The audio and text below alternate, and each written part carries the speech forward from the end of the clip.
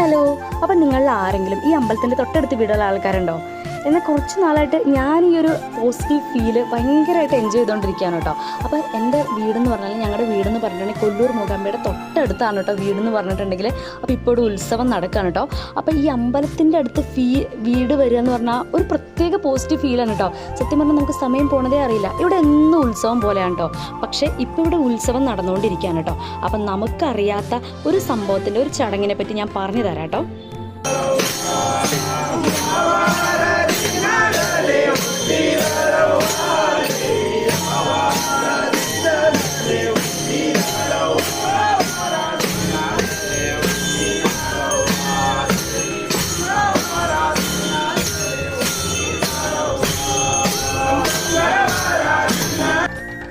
അപ്പോൾ നിങ്ങളിപ്പോൾ ഈ കേട്ട പാട്ടില്ലേ, അതായത് ഇവിടെ തേര്, അതായത് അമ്മയെ ഉത്സവത്തിന് അന്ന് എഴുന്നള്ളിക്കുന്ന തേര് കെട്ടുന്നതിന് മുന്നേ ആയിട്ട് ഇതുപോലെ ഒരു പ്രത്യേക വിഭാഗം ആൾക്കാരെ എല്ലാ വീടുകളിലും കയറി ഉത്സവം വരുന്നതിനെ അറിയിച്ചു കൊണ്ടുള്ള ഒരിതാണ് കേട്ടോ. നമ്മുടെ നാട്ടിൽ ഇങ്ങനെ പൂരമൊക്കെ ആവുന്ന സമയത്ത് അല്ലെങ്കിൽ ഇങ്ങനെ തിറ വരിക അങ്ങനെയൊക്കെ പോലത്തെ ഒരു ചടങ്ങാണ് കേട്ടോ. അപ്പോൾ ഇതിന് പിന്നിലുള്ള ഐതിഹ്യം എനിക്കറിയില്ല.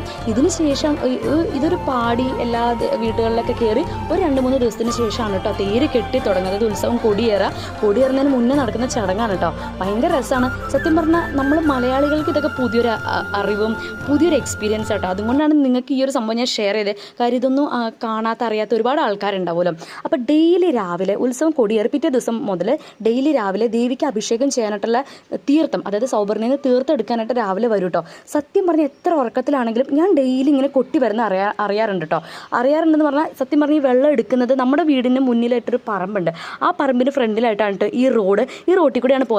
സത്യം പറഞ്ഞാൽ എത്ര ഉറക്കത്തിലാണെങ്കിലും നമ്മൾ ഇതുപോലെ സൗണ്ടുകളൊന്നും ചിലപ്പോൾ കേൾക്കണമെന്നില്ല. പക്ഷേ ഇത് എത്ര ഉറക്കത്തിലാണെങ്കിലും ഞങ്ങൾ ഈ സൗണ്ടൊക്കെ അറിയാറുണ്ട് കേട്ടോ. രാവിലെ ഇങ്ങനെ കൊട്ടി വരും. വെളുപ്പാൻ കാലത്താണ് കേട്ടോ വരുന്നത്. എന്നിട്ട് ഈ ഒരു തീർത്ഥം കൊണ്ടുപോയിട്ട് ദേവി അഭിഷേകം ചെയ്യും കേട്ടോ. ഈ ഒരു ഉത്സവ കാലയളവിലാണ് മെയിനായിട്ട് ഇത് നടക്കുന്നത് കേട്ടോ. അപ്പോൾ ഈ ഒരു 2 ആചാരം നിങ്ങൾക്ക് അറിയാത്തവർക്ക് വേണ്ടിയിട്ട് ഞാൻ ഷെയർ ചെയ്തെന്നുള്ളൂ കേട്ടോ.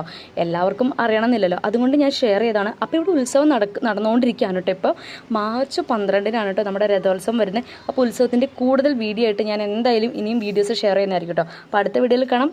ബായ്.